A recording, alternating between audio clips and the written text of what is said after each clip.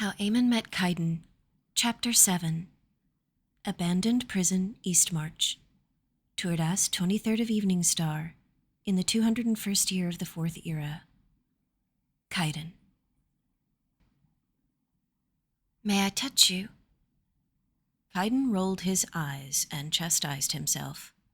But then he considered that being able to even think about sex meant he was no longer on death's doorstep, and that was a vast improvement over his state from an hour ago. Before, when he'd been truly dying, Amelia had pressed her entire body against him and whispered intimate words into his ear, but all he had felt was relief that he would not die alone in the dark. May I touch you? She'd been looking at his stomach when she asked that. She'd been looking him up and down like a side of beef in the market since he'd come back from the bath, and gods above she'd touched him everywhere. It had required more self-control than he knew he possessed, not to humiliate himself in front of this clearly innocent woman who was simply trying to keep him alive. He'd started by thinking of the images that usually worked: unemptied privy pots, little old women baking cookies, diving into ice-cold water. But then he'd pictured Gale's smug face as he'd carried a naked and unconscious Amelia through the prison. All thoughts of an erotic nature fled from his mind, and his focus was instantly back where it should be. He stood stock still as she finished her prodding, and while she worked, he began to make vows. As long as I live, no one will ever disrespect her like that again. As long as I live, no one will ever touch her like that again. As long as I live, no one will ever hurt her like that again. At length, she stepped away from him, and he looked down at her with new eyes. She was not for him, and he was not for her. They were being brought together for something else entirely, and he could feel it. The depth of it shook him. Does she feel it too? If she didn't yet, she would, and he was a patient man. Moments later, he was following Amelia down the corridor where Cerulean had retreated every night. She carried magic in her hands. He carried a good steel sword and a shield that looked old enough to be from the Septim dynasty. It was better than nothing. She stopped, and he waited patiently as she used her magic to assess what they were walking into. She held up one finger. Only one person. Well, Cerulean. A little overconfident, aren't we? Amelia straightened, and her hair started to roll and wave in a wind caused by the spells she was casting. Now, she whispered, and then she was running at full speed into danger.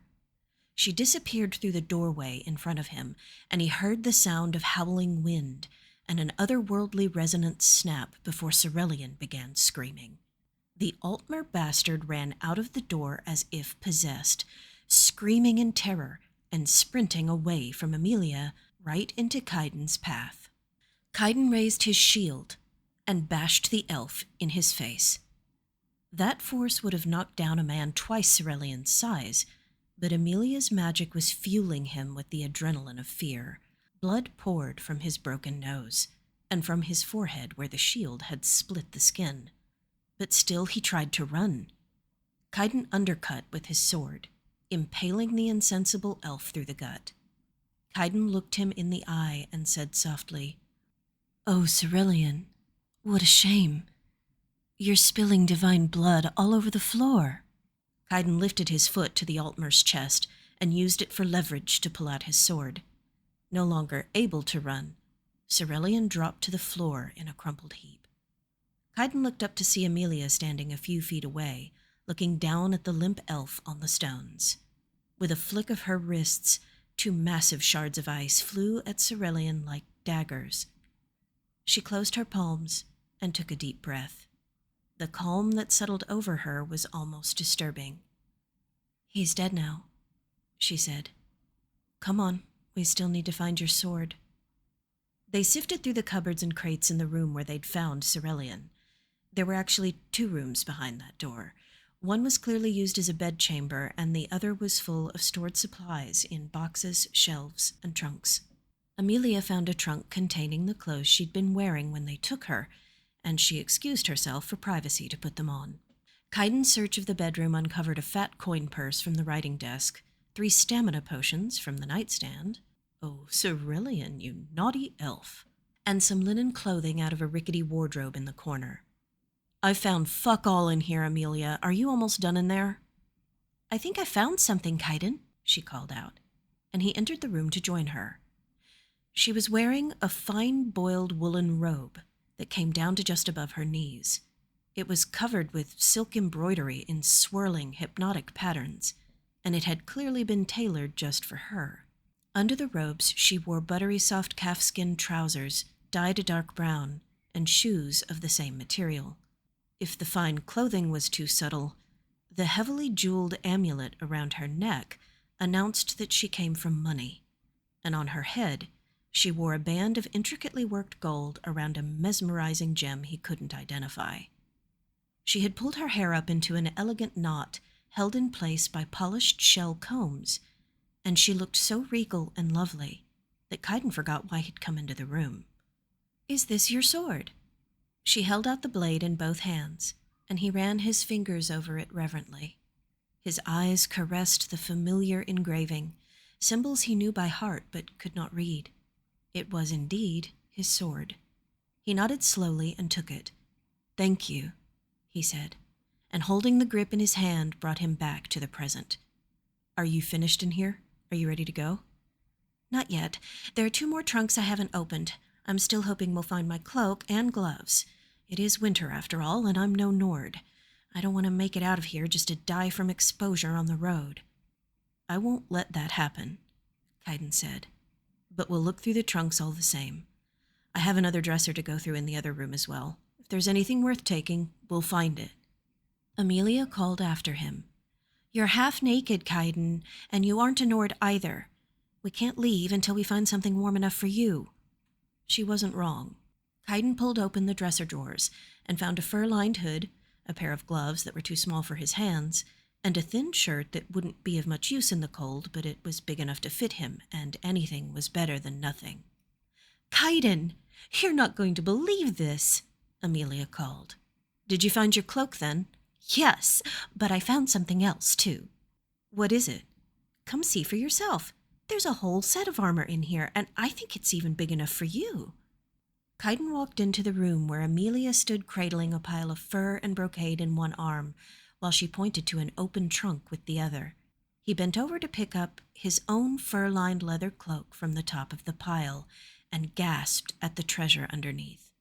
"You found the rest of my gear. They arrested me in Falkreath Hold. I thought this was all lost to me forever."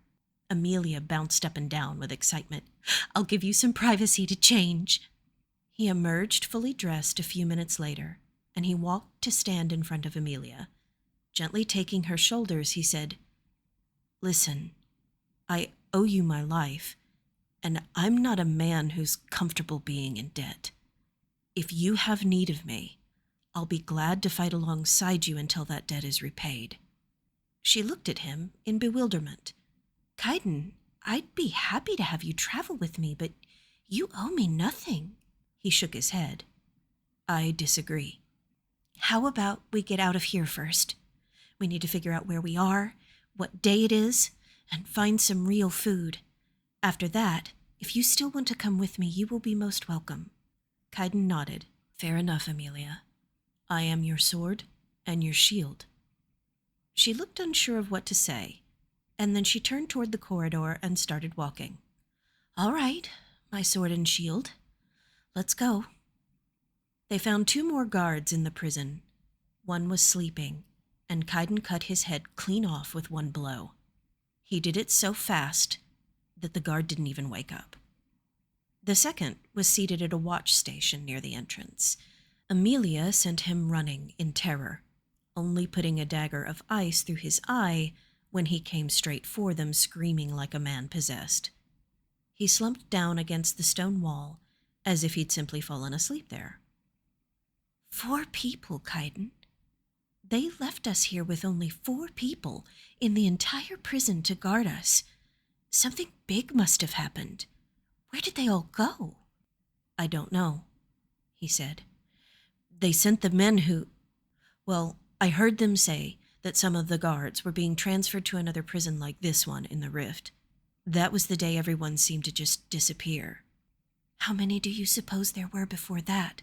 she asked. "I'm not sure, but I counted 25 guards and 6 other prisoners in my first couple of days. Most of the cells you saw near mine were full, and we were never left unguarded. After that day, they were all gone." "After what day?" she asked. Kaidan looked up at the ceiling and closed his eyes. "Damn it. The day you were attacked in your cell," he said. "Oh," was her only reply. She turned and tried to open the heavy iron-reinforced door to the outside, but her hands were shaking and the door was too heavy.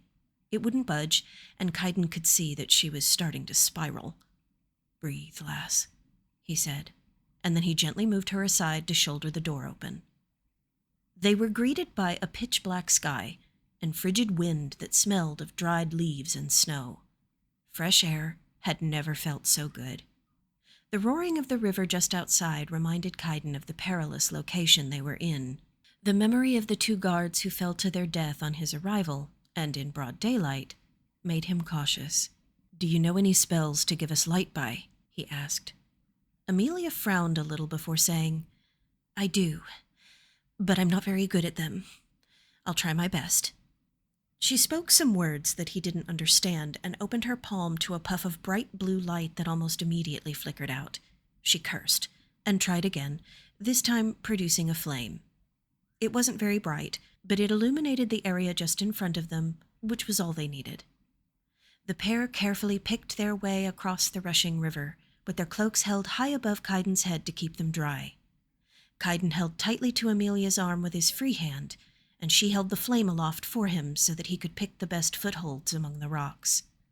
The water was very cold, and almost waist-deep for her in some places, but they reached the other side in safety.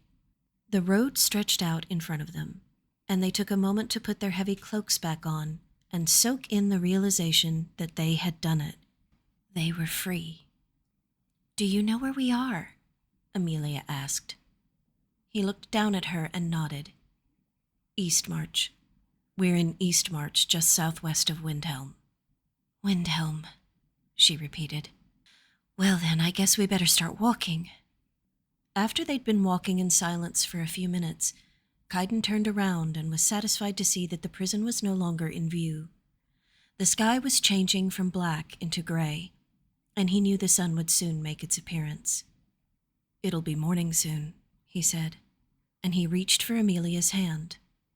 She gave it to him without hesitation, and he curled his gloved fingers securely around hers. It felt right to stay connected, and it made him bold enough to ask, "Can I ask you something personal?" "Of course you can," she said. "After what we've been through, I think you've earned the right to ask me just about anything." "I feel the same," Kaidan said. He cleared his throat and then hesitated. "Well, what did you want to ask me?" Amelia prodded. "Who is Eamon?"